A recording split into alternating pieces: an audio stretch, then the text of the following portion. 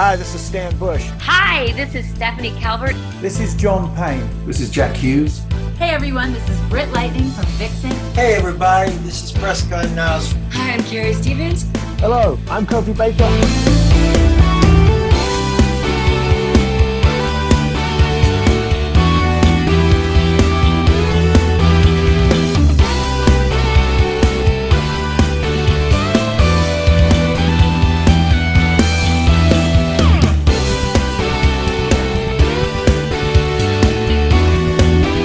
You're listening to Play That Rock and Roll.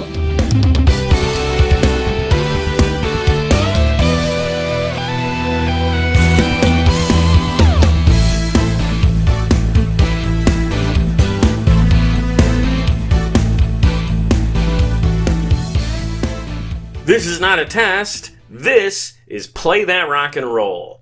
I'm your host, Joe Kay, and today our guest is John Kinsner, the founder and CEO of Black Ink Presents and the producer of Jim Henson's Labyrinth In Concert. I saw Labyrinth In Concert in October of 2024 and posted a review shortly after. John saw my review and thanked me for the kind words. So I took the opportunity to invite him to be a guest on this podcast to talk about the show, as they will be taking it on the road again in just a couple of weeks from now. Labyrinth In Concert is a live multimedia event. It is a screening of the classic 1986 film accompanied by a live band. As the movie plays on the screen, a band performs the film's soundtrack.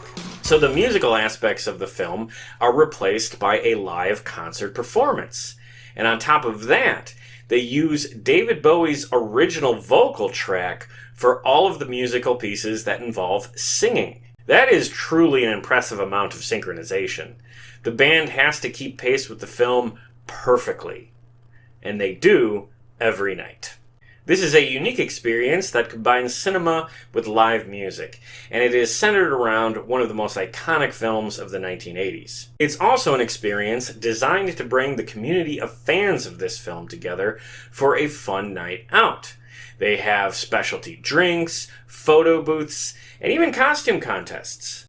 So if you're a fan of Labyrinth or David Bowie, go see this if it comes to your town. Also, it is extremely family-friendly, so don't be afraid to bring the kids. In this interview, we talk about how John got Black Ink Presents started and what kind of shows they produce, which includes a very cool story about working with Elton John. Then we dive into Labyrinth In Concert, as he tells us about how the show was conceptualized, the people involved with putting it on, the feedback he's received from both fans and show business insiders, and also what fans can expect from this second leg of the tour. This is a fantastic live show, and I hope I get a chance to see it again. This next leg of their tour kicks off in just 2 weeks from now. They get started in California on March 16th and spend the rest of the month on the West Coast. They will then work their way across the country through April and wrap in New York in early May. Then, in November, this show will head to the UK. And they are already making plans for 2026. For tour dates and to learn more about Labyrinth In Concert, you can go to the website labyrinthinconcert.com or check them out on Instagram as Labyrinth In Concert. You can also find Black Ink Presents on Instagram or their website blackinkpresents.com. But with that, here's my conversation with the founder and CEO of Black Ink Presents about his show Labyrinth In Concert, John Kinsner.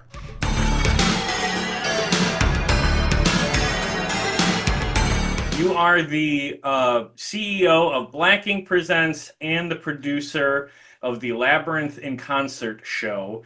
We're going to talk about Labyrinth for most of this interview, but let's start with your company. Tell us a little bit about Black Ink. How did that company get started, and what do you guys do today?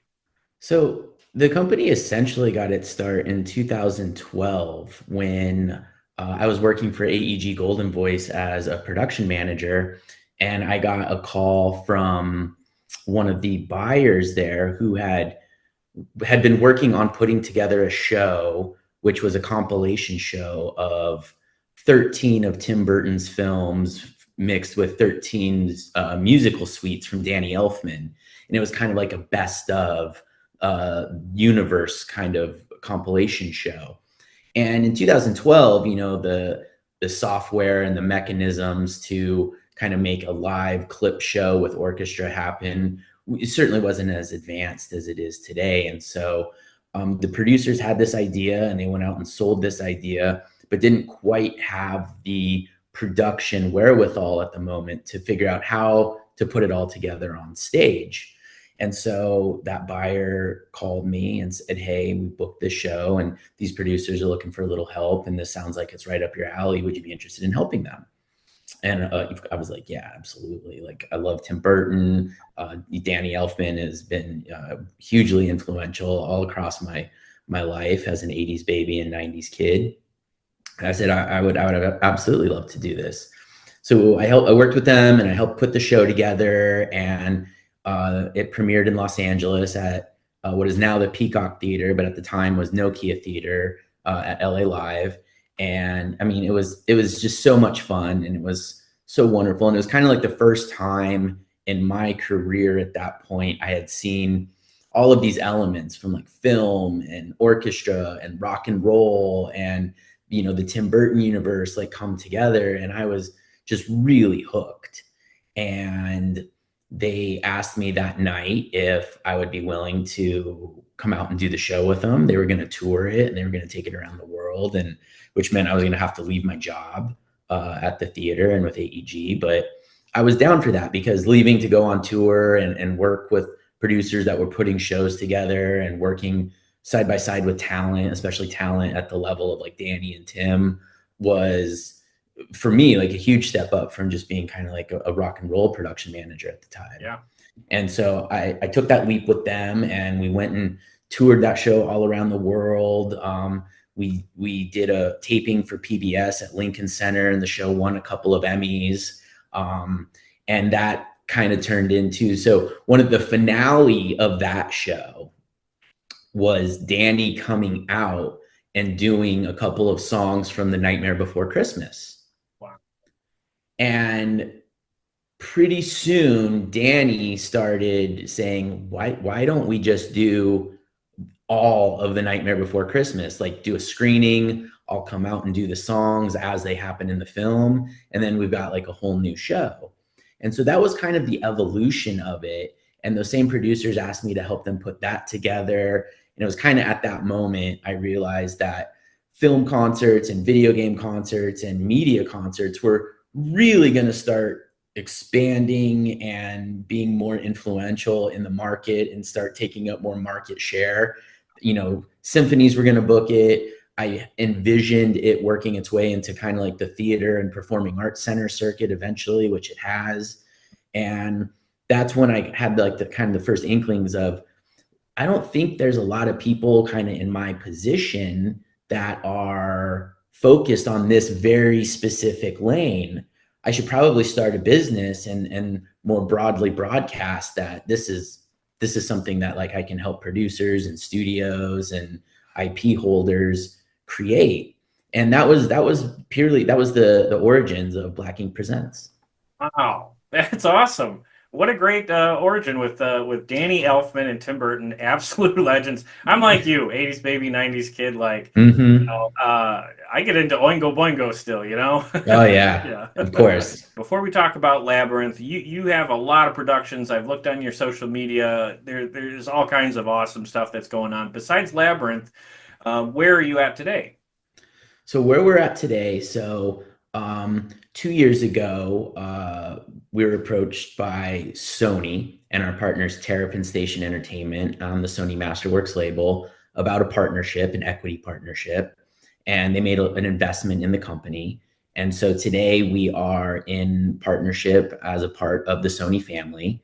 Sony purchased a majority of the company from my partners and I, and we still operate the company as minority owners and expand it. But in that partnership, we've expanded greatly. And so we do things like Avatar: The Last Airbender in concert, Naruto in concert, Love Actually in concert, La La Land in concert, Goonies in concert, Ghostbusters in concert.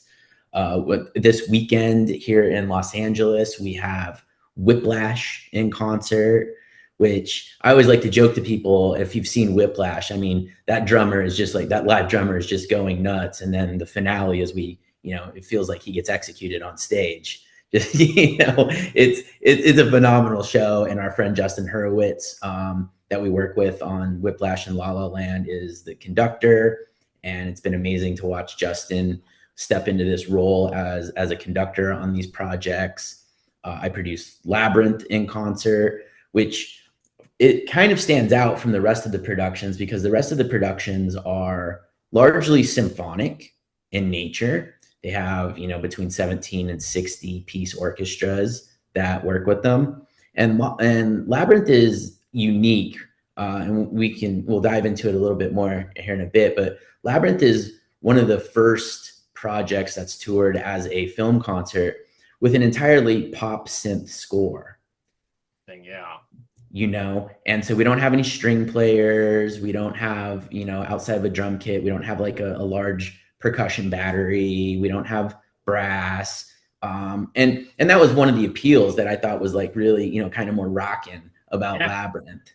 But we also, Danny Elfman has a rock show. And so we're the co-producers of that, which has played at Coachella and has played a few other festivals around the country, and has done a few headlining shows, mostly on the West Coast. It's based on Danny's availability, which is not great, because he's usually working on media projects. I was gonna say busy guy, I'm sure. Busy guy. We get involved with Disney from time to time. So we were tapped to come and help with Coco in concert at the Hollywood Bowl, Encanto in concert at the Hollywood Bowl, and Lion King in concert at the Hollywood Bowl. And I mentioned those three because all three of those productions were filmed and they're currently living on the Disney Plus platform. Oh, no kidding. So that's right. People have Disney Plus, they can see your show? Mm-hmm. Oh, real cool. All right. Yeah. Lion King just premiered February 7th. So it just went up on platform. We filmed it last August, but it just went up. So we're super proud of that. Awesome. Congratulations. Yeah. And we have some great partners that bring us in and ask us to work with them. A company called AMP Worldwide, Fullwell 73, which is a filming company out of the UK, and then Disney Concerts. They've all been really wonderful to us. And because of that, or kind of that ability for us to kind of bridge orchestra, rock, and pop, we also work with Leve. And we were the production team for Leve's A Night at the Symphony at the Hollywood Bowl, which is one of our tenant venues that we go in and help at quite a bit.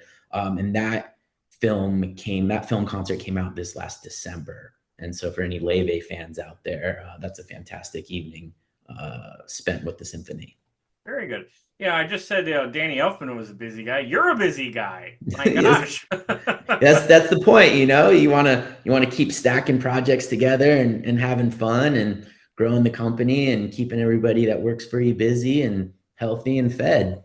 Dude, that's great to hear. Congrats on all that. Oh, thank you. So I wanted to have you on the show today specifically because I saw your show Labyrinth in Concert, which, as I said in my review on the channel, I thought was spectacular. Just a really fun evening. So let's talk about that show specifically for a little bit here. So take me back to the origin of the idea. Was there a spark that inspired you to go after the Labyrinth as a live show, or what was the genesis of that idea?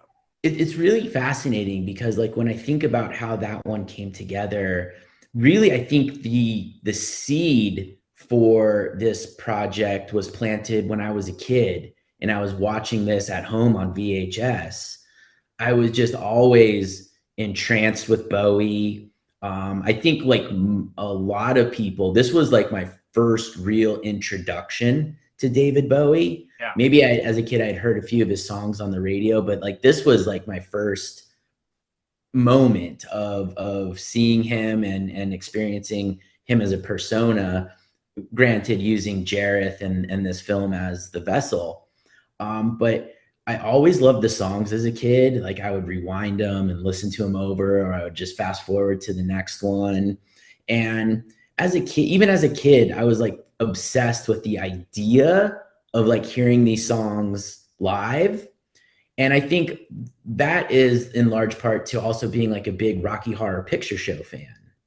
Yeah. You know, and as a kid, I went to a few live screenings of Rocky Horror and really caught that bug. And I had always just kind of envisioned these being somewhat similar, and those musical moments kind of being relatable in the sense of like I would love to see this live. I would love to see someone in the theater like do this in that true Rocky Horror sense. So I think that's kind of where the seed planted. And then as I got into my career at Black Ink and we started doing film concerts, the seed really started to sprout. And I was like, man, Labyrinth would be phenomenal. Labyrinth would be so cool. And it's funny because I had been mentioning this for a while to other producers and other people, and people just kind of looked at me like like I was crazy. They're like, oh, that film bombed at the box office, or like that. I think if you are, because I'm 42 now, I think if you are over the age of like 45, 47, Labyrinth probably didn't mean a lot to you.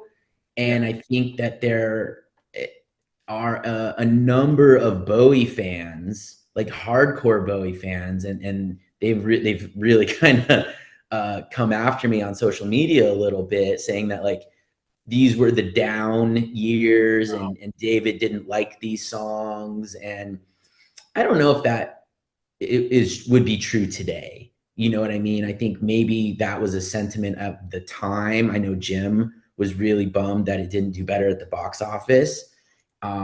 David, I think, lived long enough to start to see this turn into like a real classic. Yeah. Jim did not. Yeah. So for the longest time, I was just like, you guys are wrong. Like people are going to love this. Like I feel it in my soul, And so in 2017, actually, before our partnership with Sony, I got my first meeting over at Sony TriStar, and I went and I made a deck and put together kind of like a proposal and put together some creative ideas. And a lovely gentleman by the name of Richard Ashton, who is in charge of that department, was kind enough to meet with me and sat down and like looked at my creative and was like, yeah, I think you're right. I think that this would be great. He said, but now you have to go talk to Henson. I was like, oh, okay, cool. And at the time I had never like personally licensed the film, or I'd never personally produced anything. I'd been a part of it. So like I knew in theory how to do it, but this was the first time I was putting my own money into something. This is the first time I was like pulling all the threads together. Technically, I knew we would be able to do it, no problem. But this was like my first time going and having those conversations and presenting myself as a producer, so to speak.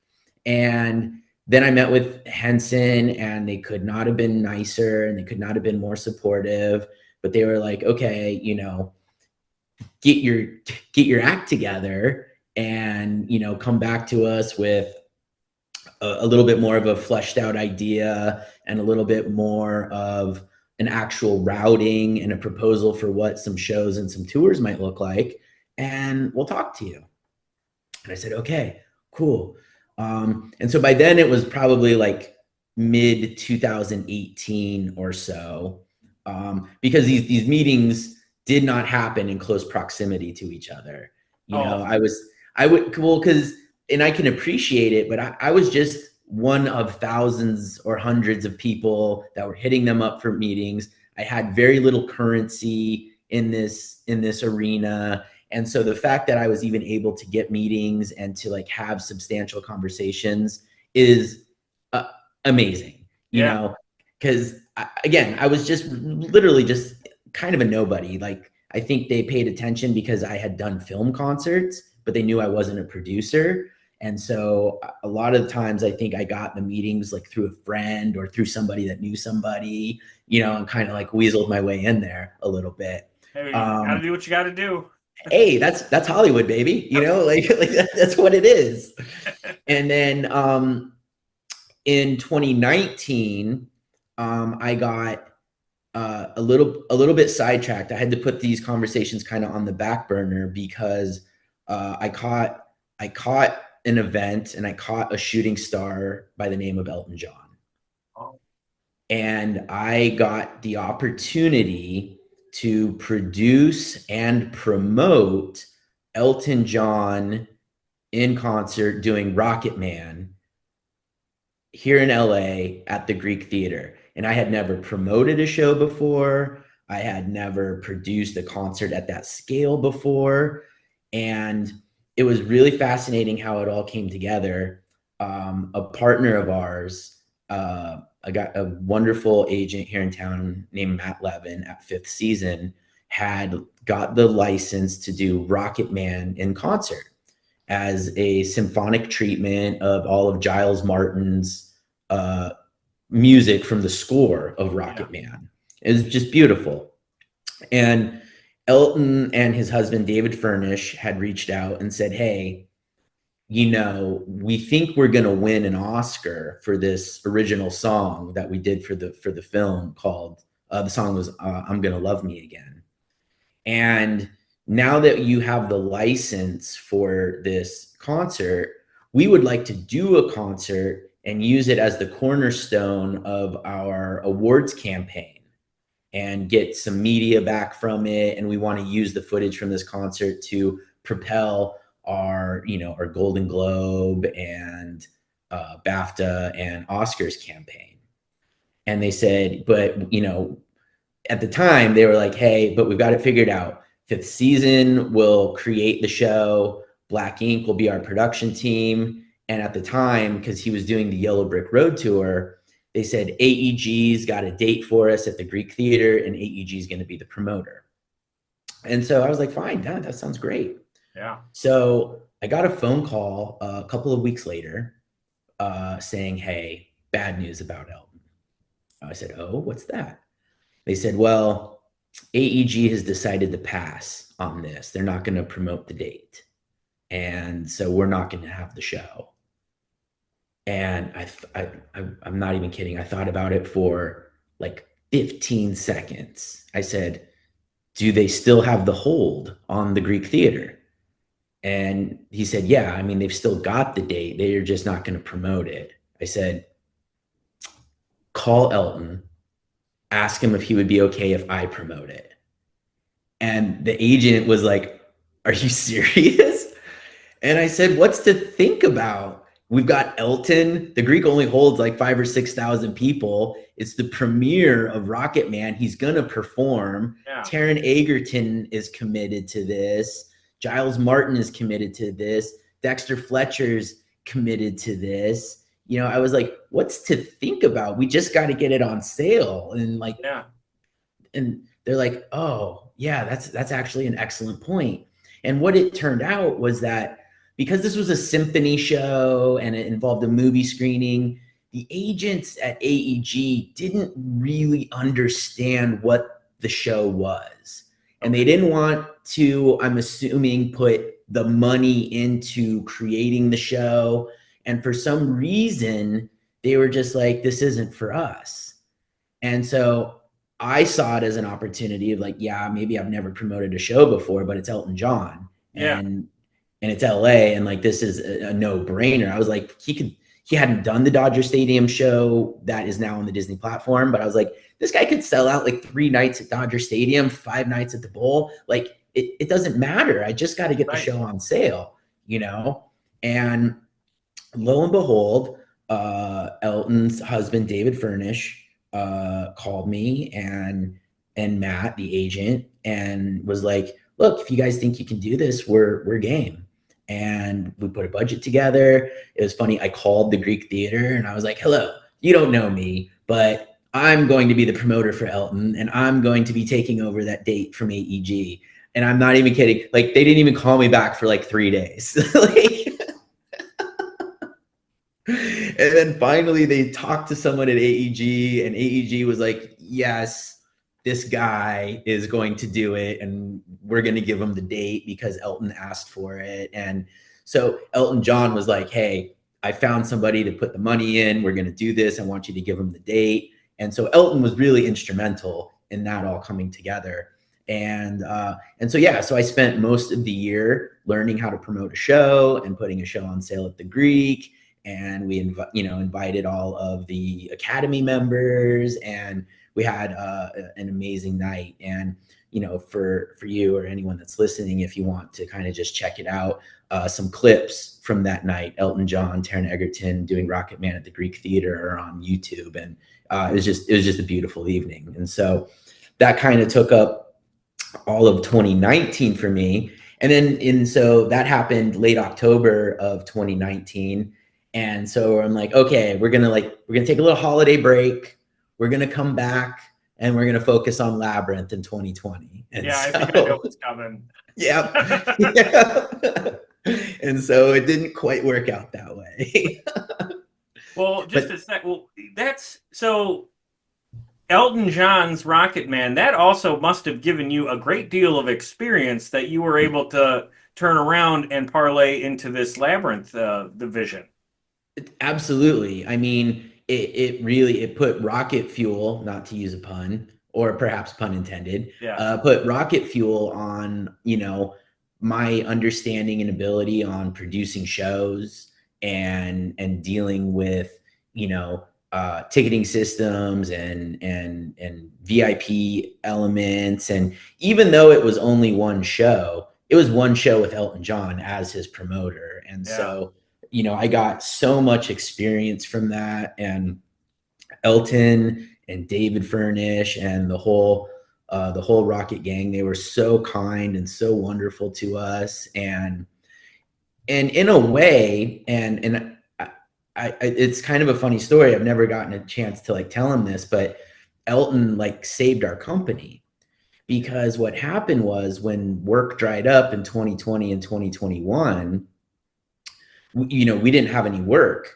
and it was looking pretty bleak there for a little while. But there was a government grant that became available through the Save Our Stages initiative, and to be eligible for that grant, basically you had to be a promoter, and we had promoted one show.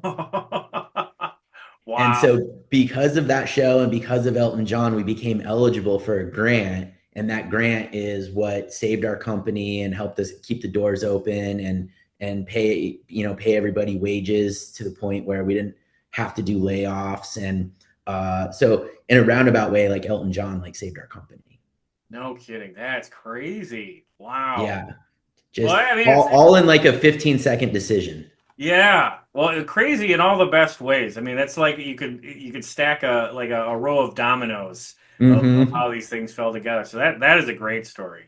So, okay. So you get through, 2020, 2021, the pandemic years, and, what gets the Labyrinth idea back on track?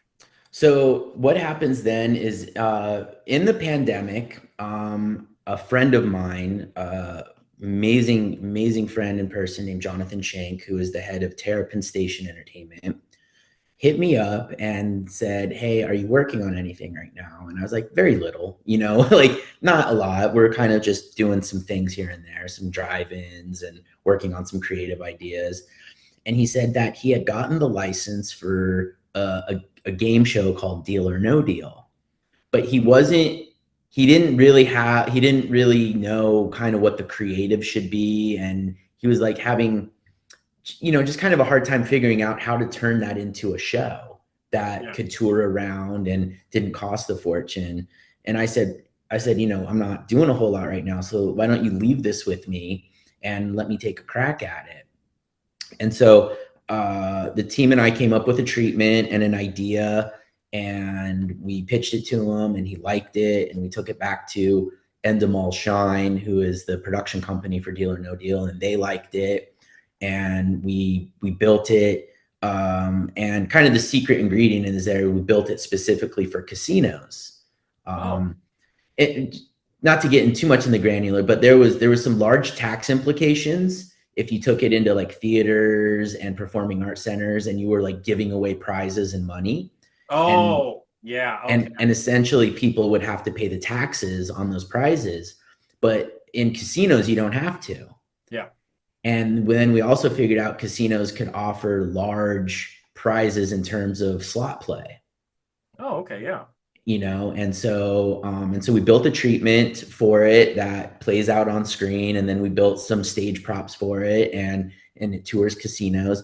And after we did that, Terrapin had just done a deal with Sony, and Jonathan approached me and said, how would you guys feel about coming and joining Sony as well, and being kind of a big part of our creative team and a big part of our services providers and helping the other producers and being a part of the studio, but also PlayStation and all the music labels. And I said, we would love that.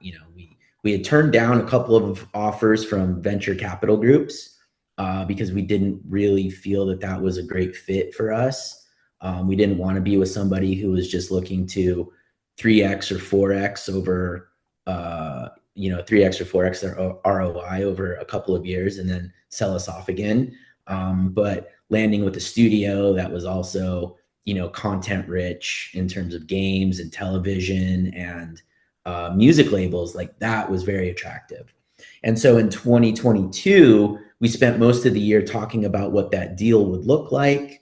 And in January of 2023, it became official. And I think, our first day was like January 6th of 2023. January 7th, I was at Sony Pictures having meetings about Labyrinth. Okay.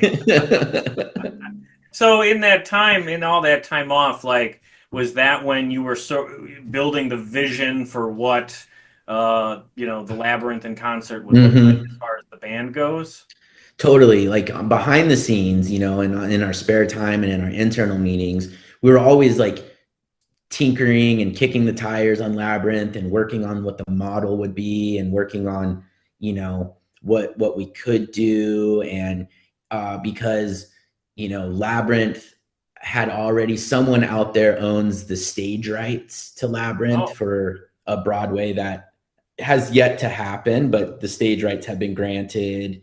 And then there have always been, even though recently they announced a director, Robert Eggers, for a potential reimagining or sequel to Labyrinth.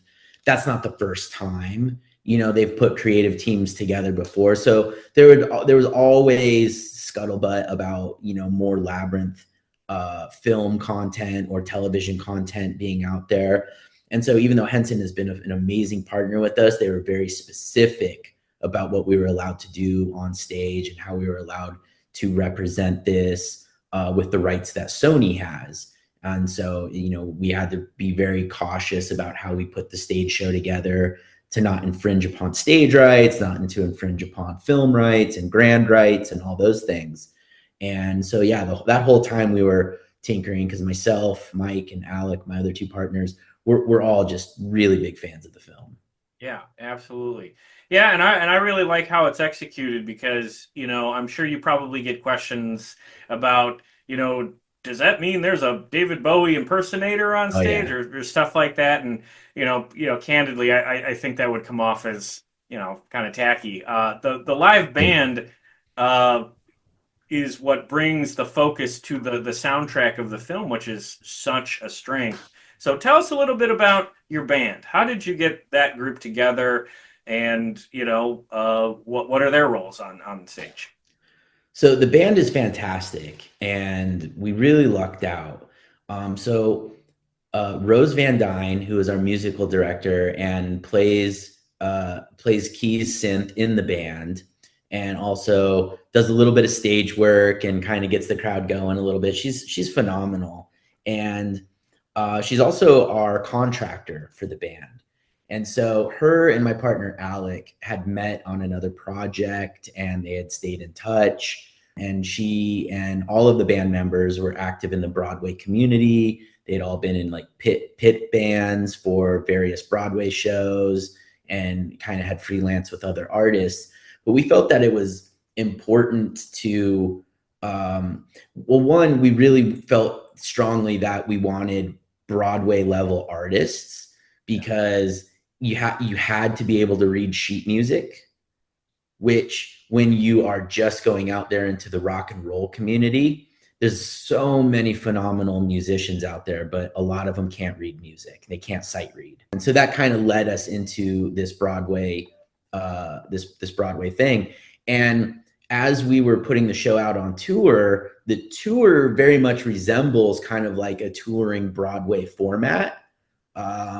Even though we're not sitting down in a city for a couple of days, it's a load in, a show, a load out, and you go. And on Saturdays and Sundays, often there's a matinee.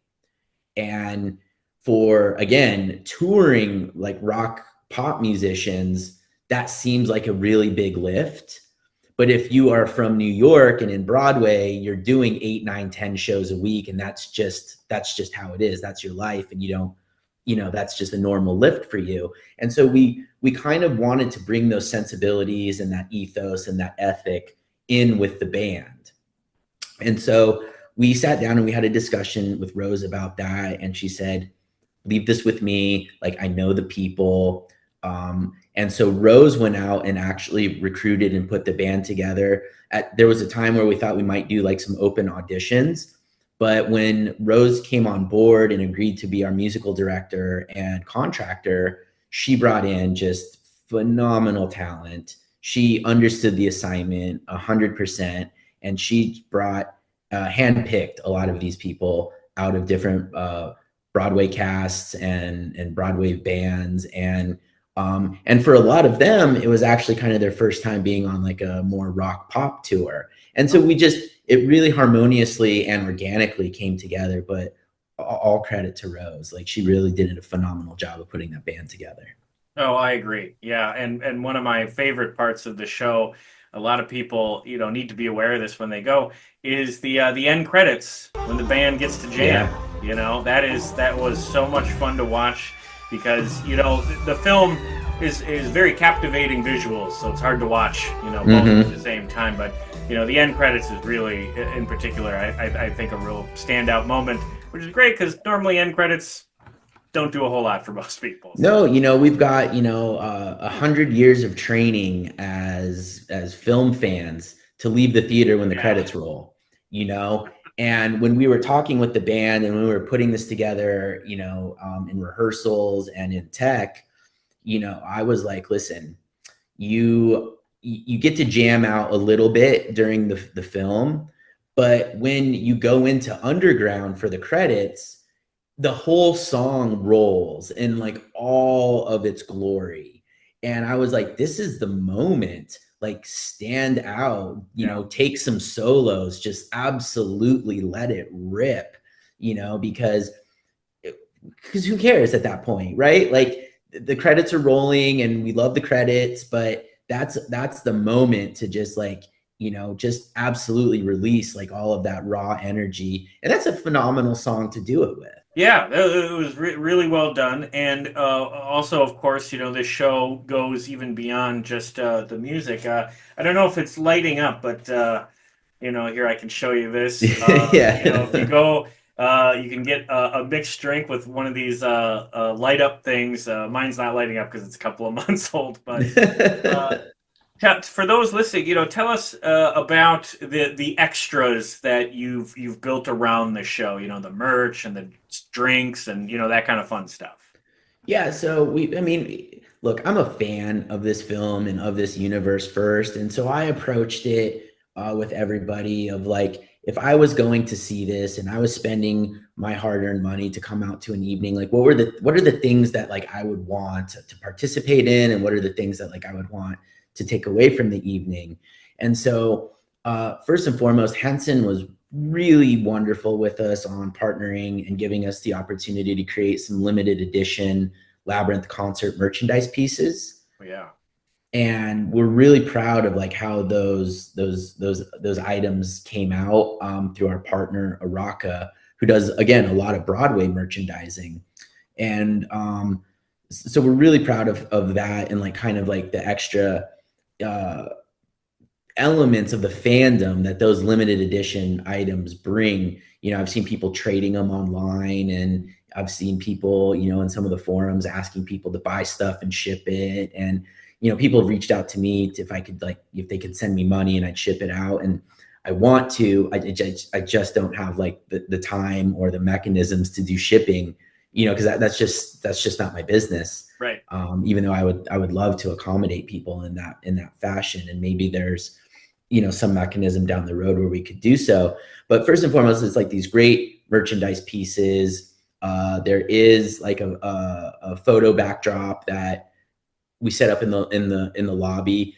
Caveat being, not all lobbies have the space for it, but when we are able to set it up, and I was really passionate about that being free. I was really passionate that if we could create a nice backdrop and just put it up against the wall and let people do selfies, or have an usher or somebody take the photo for them, that we wanted that to be free for people. We have like kind of some ideas for some drinks and some snack items that we encourage the venues to provide, bog of eternal quench, or, peach vodkas, or, various like peach flavored items at the snack bar and concessions, if they can accommodate, because we really want to embody, just what's happening in the show. I don't think it happened in Milwaukee, but we do a costume contest on stage from people that are coming in cosplay, and it varies from venue to venue. Some venues have like a no mask, no face paint policy, and so in some of the venues we're not able to accomplish the costume contest, but when we can and where we can, we do, and the band hosts it, and it's great. And new for the spring tour is we have sold a VIP package, which has like a little some merch items in it, like a commemorative holographic ticket and a VIP pass, and you get to do a meet and greet with the band before the show. Oh, real cool. Yeah, which we just weren't able to like get it together in that respect for the first tour, but since that tour has gone out and we've had a lot of time to take in feedback from people, and one of the main things that people kept DMing me about or getting on the socials about was they wanted to meet the band, because in Broadway you can go to the stage door and wait for the actors to leave, and they may interact with you or they may not, but like that's your opportunity. Yeah. And on this show, they don't have that opportunity because the band basically just goes straight to the bus and we're off to the next city. So we wanted to create this opportunity to, spend a little bit of time with the band, because they absolutely deserve acknowledgement. They're phenomenal. Absolutely. Yeah. That's very I got to say, the whole thing that you're talking about is very fan friendly. And, I appreciate that, because it's like that movie is one of those films that has such a dedicated fan base. It's like really a community. So, yeah, that's what makes, this show special, is that it's not, it doesn't feel exploitative at all. It feels totally engaged with the fan community. I appreciate that. I mean, we took it super seriously. That we did get a few comments from people, and for anyone listening that's planning on going to the show, there is like a phenomenal lighting package that goes with the show, and we have designed like a lighting element that complements the film and the band, so it really feels like it has these rock and roll elements to it. But there were 3 or 4 people throughout the course of the tour that reached out and they were like, I didn't like that, or it hit me right in the eyes, like right where I was sitting, and I'm like, oh my god, like I'm really, really sorry. Like, yeah. I wish we, if that happens to anybody listening, if that does happen and you're at the show, just talk to anyone at the venue. They'll find a way to accommodate you and make you more comfortable. But because part of the creative vision was that David Bowie never performed most of these songs live ever. And I wanted in some way to try and create that. Yeah, you're hitting on something here, because, movies and concerts are very different forms of entertainment, and really movie audiences and concert audiences are oftentimes different types of audiences. Totally. So that's a really delicate line that that you walk. So that's why I wanted to, have you on because I think you did a great job. And, of course, there's going to be moments where it's not perfect for every single person in the audience. Absolutely. But, I was paying attention to that because, I know that's a hard a needle to thread. But I It think you is. have. So obviously, you've gotten a great deal of positive fan reaction. But what about reaction from people, who have connections to this original material? Obviously, you've been, gotten some great stuff from Henson, but have Mhm. you heard from? I'm just going to throw some names out there, and maybe you could go from there. But like, I think of Jennifer Connelly or the composer Trevor Jones or the Bowie estate. Who are Yeah. some of the more industry people that are aware of your show that have given you a thumbs up? So the Bowie estate has been across this since the beginning, Oh, that's and they've been incredibly supportive. They've been supportive of it on their socials, and they've done some posts on our behalf, which has really given legitimacy to what we're doing as far as the fans are concerned. And so RZO, which is the Bowie estate and the Bowie folks, they have just been amazing partners, wonderful to work with, and they have given us really, really high praise in terms of what we're doing, and just the sense of they're very thankful that we thought to reach out to them and to make sure that we involved David and his people, because I think technically we didn't have to, right. right? Because all of the rights live at Sony and Henson, but we just didn't feel right without involving them or making them aware, or generally just even asking for their blessing. And so we've gotten just nothing but great feedback from David and his estate. Not David personally, I wish, but from his people for sure. And we don't know because we haven't played LA, New York, or London yet. So we're expecting some folks from the Bowie universe to attend one of those three shows. I'm on, might attend. We're not sure. We're on standby, but certainly have tickets for her if she's ready to go. Jennifer, we're in touch with her people. She might come to the LA show if the timing works out in her schedule. Brian will be at the LA show. Toby might be at the LA show as well. He lives in the Pacific Northwest, and so we've been in touch, and he loves coming out and engaging with the fans.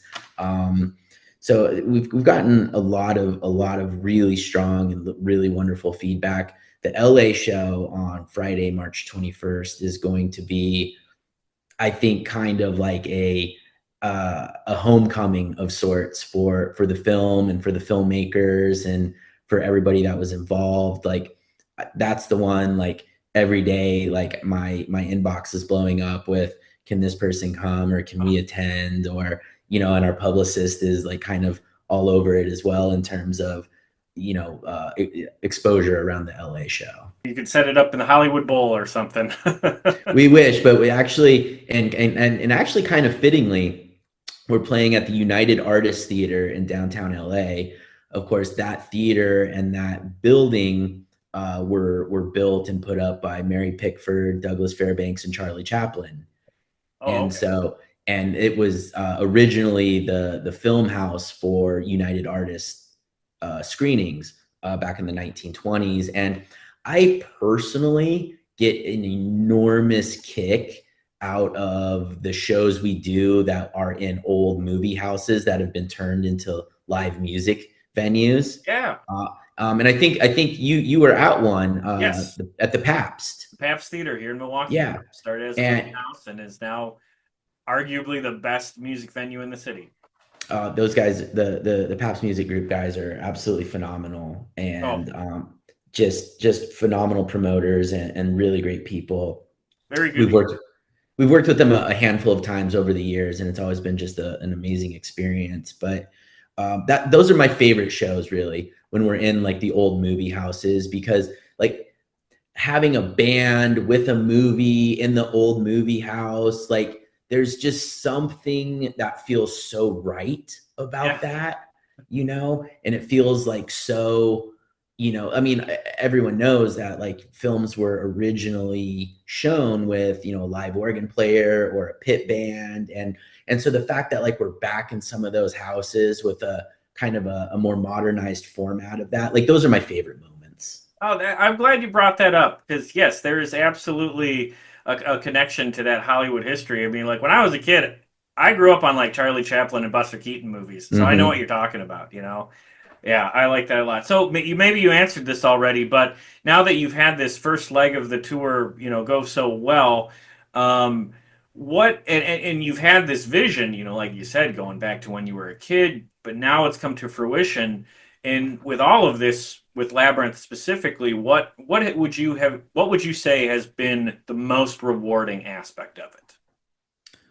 By far, watching people enjoy themselves in the seats. There is just, I mean, it's been amazing, talking to Henson and doing stuff with Brian and talking to the Bowie estate. And like that stuff's all super wonderful. But when I'm in the venues and I'm just talking with people in the lobbies, or we're seeing people dance, or hearing people just scream when she says, "You have no power over me," or people absolutely go nuts that first moment Bowie shows up on screen, and it's just like all this glitter and glam moment. And by far my favorite thing is watching people enjoy themselves and watching people connect with what we're doing and having it feel like a community of friends, that you're watching, one of your favorite movies with, and maybe getting to experience it in a new way. That in and of itself, I would do. There's no higher praise. Oh, that's great. That's really great to hear, and you deserve those moments. One of the reasons I do this podcast is I like highlighting projects that do things, for fans that, otherwise wouldn't get an opportunity. You said, David never played these songs in concert. Well, David, he's been gone for a couple of years, but he straight up hasn't done it. It never did a concert in the last 20 years. Mm-hmm, So, I mm-hmm, mean, this is one of those rare moments where you just get to hear live versions with his vocals in that mm-hmm. brilliantly sequenced or synchronized, way that you guys do that. So very cool to hear. My last question before we get out of here on the subject of David Bowie.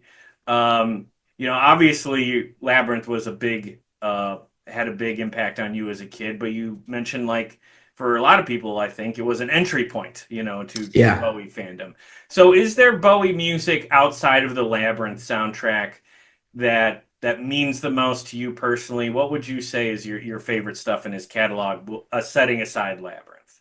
Look, I mean, it's gonna sound cliche, right? But I grew up in the '80s when androgyny was like really, really a big thing, and so I always go back to like the stuff he did in the early and mid '70s, and of course like the Ziggy Stardust stuff. But that that era of Bowie with that level of androgyny has like always drawn me to it.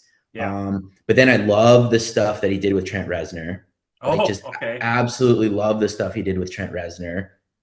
And one of my all-time favorite films besides Labyrinth is The Prestige, when he played Nikola Tesla. And so I think there are just so many elements of David, his music, his acting, but also just his persona, his advocacy for underrepresented groups. I that's what draws me to him as a fan, and he is just so complete in so many areas, in terms of being an artist that I really look up to. Of course, phenomenal musician, of fantastic actor, fantastic human, and that's really what draws me to him and has continued to draw me to him for all these years. Yeah. Yeah. Well said. Yeah, I said it, in my review, and I said it to a guy I interviewed who used to do shows with David back in the '70s. the world really has not felt right since he's been gone. He was such Oh a yeah. force. These people, they leave such a large imprint on us, and they touch so many people. And there's a handful of people I've felt like that with: David, Robin Williams, Prince, and a lot of these people are like in pop culture, and but that's, I think, for a lot of people, I think that's where we spend a lot of our time, is in pop culture.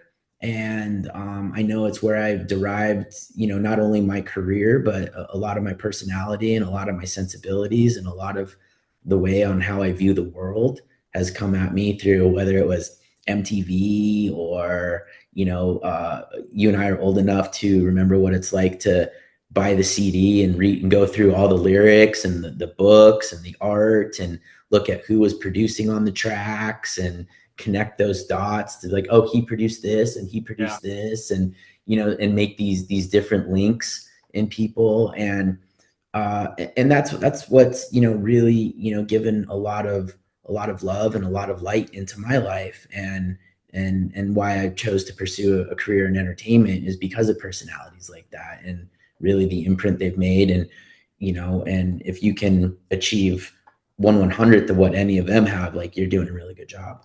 Yeah, 100%. And I guess the modern day equivalent of those CD notes is some form or another is social media. And now with your Instagram account, people are gonna connect the dots of the various shows that you do. So I mean, you made it, man. It's Oh, been thank you. awesome talking with you. The show is phenomenal. And before we go, tell us just a little bit about where fans can check you guys out on social media, and when you're going to be doing the shows this year in 2025.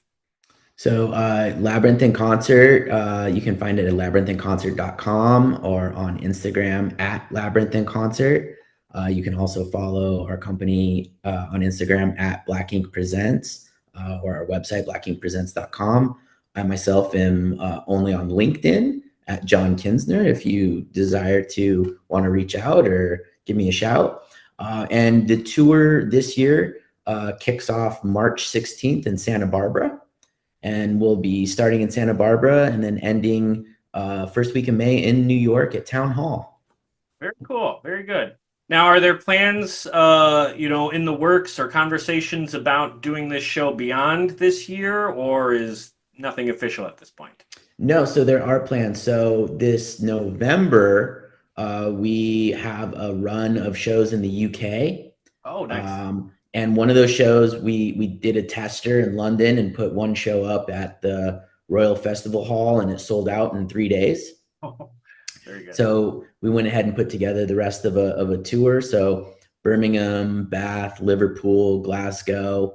We're going to try and take it all around the country and make sure that the UK Bowie fans get an opportunity to check this out. We're looking at other opportunities in Europe and Australia, but we're really focusing those on 2026, which will also be the 40th anniversary of the film. And we'll probably do another US run in late 26 to celebrate the 40th anniversary of the film.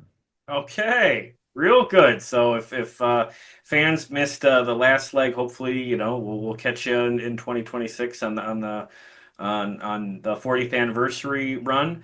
I will absolutely come out if you're back in Milwaukee, and we wouldn't miss it. Yeah, would love to come out, meet the band, and say hello in person. I think that'd be a lot of fun. One last final topic before we go, I have to ask. Yeah. The closest film relative that Labyrinth has is, of course, Jim Henson's The Dark Crystal. That's right. I know that it might be a much bigger undertaking for various reasons, but have there been any conversations about what a Dark Crystal in concert show might look like? Or is that not possible? Well, I will tell you that, we have kicked the tires on it. Whether it happens or not is remains to be seen. I think they did a phenomenal job with the show, with the reboot of it, essentially. Yeah. The one thing that it is lacking is a Rock and Roll Hall of Fame inductee, Right. you know, and so that is maybe kind of one of the more difficult hurdles to get over from a ticket purchaser perspective. I'm a huge Dark Crystal fan. I think that it is just a phenomenal piece of cinema, and it was a great show and a great reboot, and they did justice by the fans. If will that find its market in the concert space? Time will tell. Yeah, very good. Okay, you're saying there's a chance. I'll cross my fingers. If somehow that happens, I'll fly out to wherever you do it. There's always a chance. And maybe it's not a tour. Maybe we get 1 or 2 or 3 shows up as part of like a con or something like that. You know, there's a couple of different ways you can look at these things. Yeah.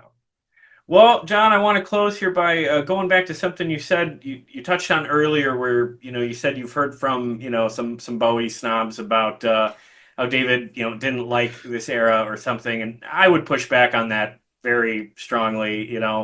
I think he knew what this film was. I've seen interviews with him where he talks about Labyrinth, and he has, he's definitely kind of laughing through it, but you can tell there's a love for what he did. And yeah, the fan community knows it, and what you have done for those fans is really incredible. So it's been a real joy talking to you today because, your vision killed it. You knocked it out of the park, and I had a great time, and I can't wait to see it again. So thank you so much for coming by today. Absolutely. It was so kind of you to have us on, and can't thank you enough for going to the show unsolicited, by the way, for anyone that's listening. It was absolutely a joy to connect in this respect. And anytime we're in your area, I know we've got a show in Joliet in Chicago, so I don't know if you can make it, but on the upcoming tour, but if you can, we'd love to have you. Absolutely. We'd love to swing down and say hello. Anytime, my friend. Hey, thanks for listening. There's no shortage of great content out there, so you choosing to spend some time listening to this show means quite a lot. If you're so inclined, please give this podcast a 5-star rating and a positive review wherever you get your podcasts. And share our links wherever you can, or mention this show to anyone you know looking for a podcast recommendation. All of this helps us out a great deal, and I appreciate it. You can connect with us on social media too. We are at Play That Podcast on Facebook, Threads, Blue Sky, and even TikTok. Or we are at Play That Rock and Roll on YouTube and Instagram. Please post a comment and say hello. Finally, Play That Rock and Roll is a proud member of the Pantheon podcast community. So if you're looking for more music podcasts beyond this one, trust me, start with Pantheon. You won't be disappointed.